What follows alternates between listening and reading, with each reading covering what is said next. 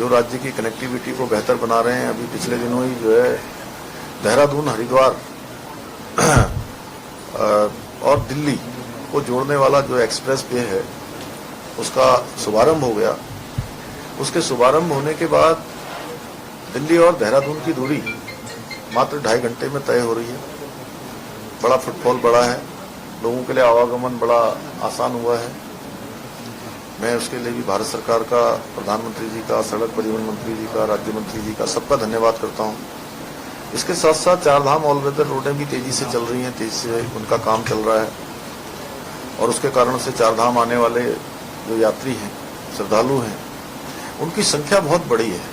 और इस वर्ष एक बड़ा रिकॉर्ड चारधाम ऑल वेदर के कारण से हमारे चारों धामों में आने वाले लोगों की संख्या 2 माह में ही 40 लाख का आंकड़ा क्रॉस हो गया है। इसके साथ ही आदि कैलाश यात्रा, लिपू लेक जाने वाला सड़क मार्ग बन जाने से, और अभी काम भी चल रहा है उसमें, न्यू लिपू लेक भी बन गया है, वहां पर भी सड़क का काम पूरा हो गया है। कुछ काम राष्ट्रीय राजमार्ग के द्वारा हो रहे हैं, कुछ बीआरओ के द्वारा हो रहे हैं, कुछ हमारे राज्य की पीडब्ल्यूडी डिपार्टमेंट के द्वारा हो रहा है। तो पिछले 1.5 माह में आदि कैलाश क्षेत्र, जौलीकोंग, जो भारत का, पहले कहते थे ये भारत का अंतिम क्षेत्र है, और अब प्रधानमंत्री जी ने जब से माणा गांव से कहा कि ऐसे जितने भी क्षेत्र हैं जो सीमांत के हैं, जिनको अंतिम क्षेत्र कहा जाता था, उनको सबको पहले गांव की, पहले क्षेत्र की संज्ञा दी गई, तो उस क्षेत्र में जाने वालों की संख्या 55,000 क्रॉस हो गई। अब आप लोगों को लग रहा होगा 55,000 ज्यादा नहीं होता है, ज्यादा नहीं होता ना।